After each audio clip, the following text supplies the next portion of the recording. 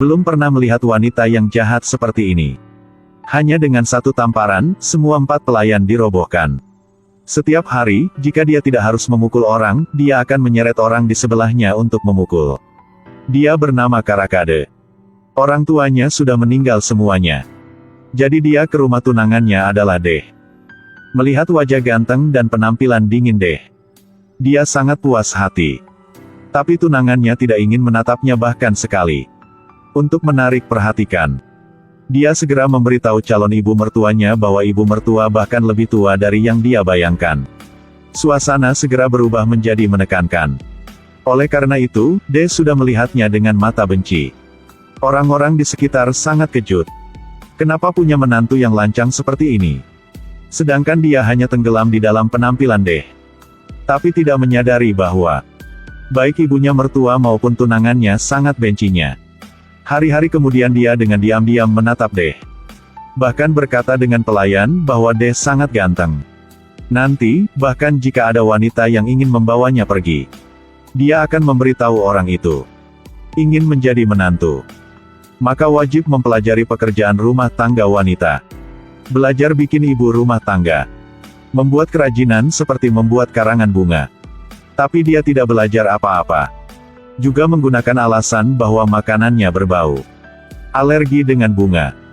Tidak hanya itu, dia juga suka berdebat dengan ibu mertuanya. Jika tidak senang, dia akan memukul pelayan.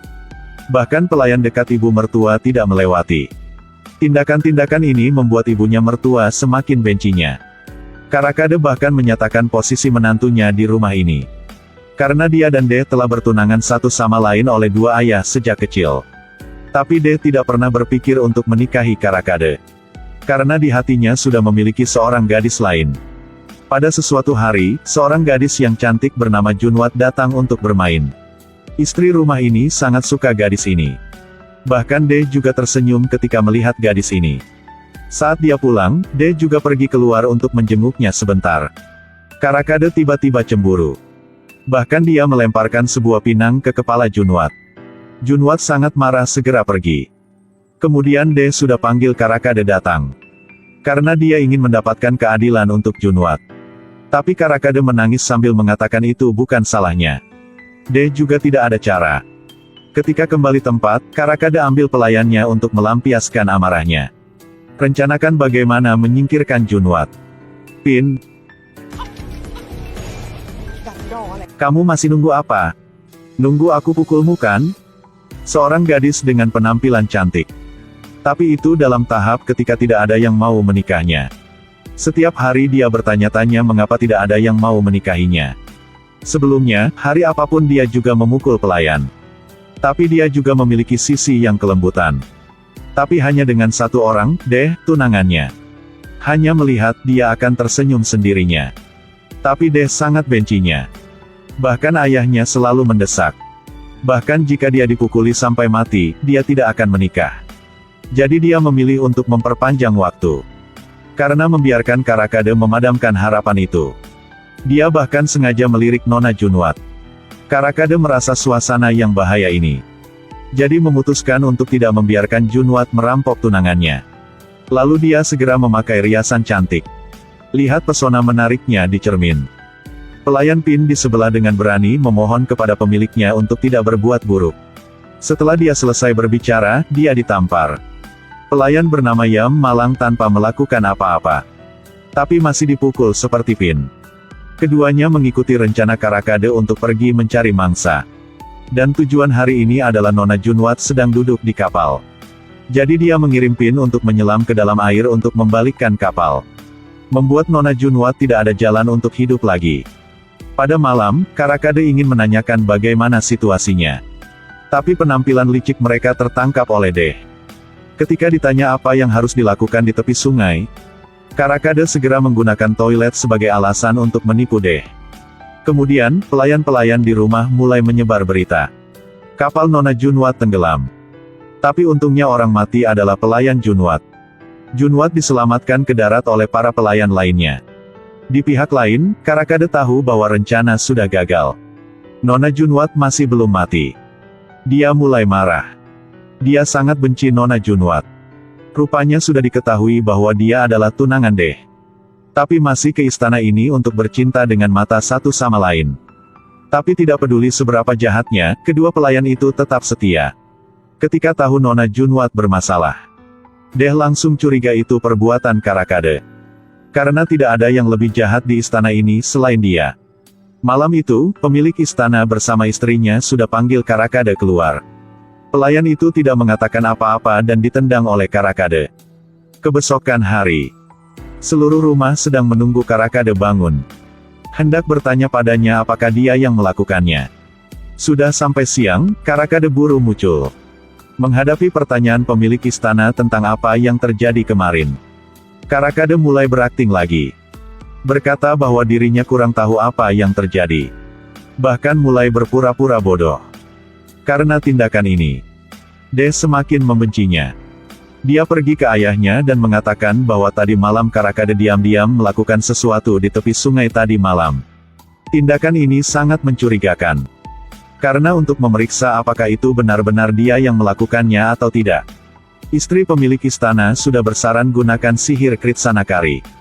Jika Karakade tidak dilakukan hal yang jelek, nanti dia benar-benar aman.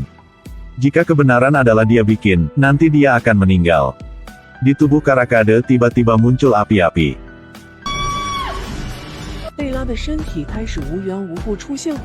Perlahan dibakar tubuhnya. Saat ini sebuah bayangan hitam muncul. Baru saat itulah dia menyadari bahwa dia akan mati. Dia ingat semua hal yang jelek dilakukan. Saat ini dia baru mulai takut dan menyesali.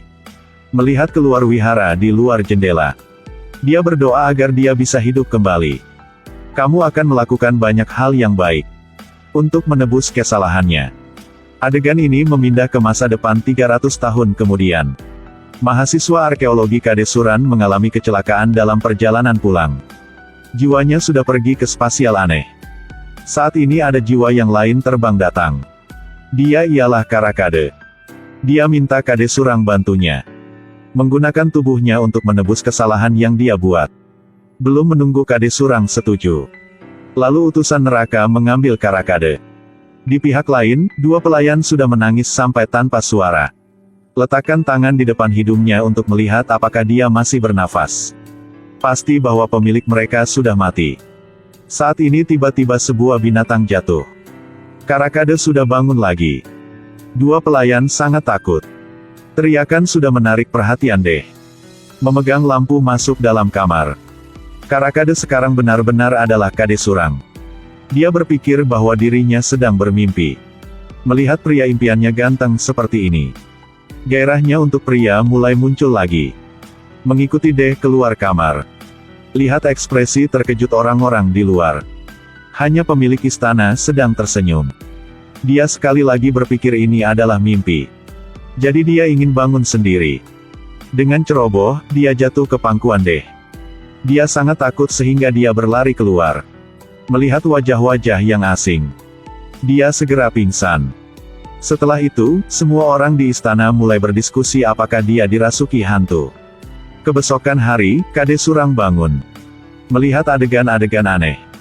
Bahkan dia menyentuh ke wajahnya dan tubuhnya. Dia tidak berani percaya bahwa dirinya sudah langsing. Pergi ke depan cermin. Ulasan atas ke bawah dari tubuh cantik ini terlalu langsing. Saat ini dia baru ingat kata yang Karakade mengatakan dengannya.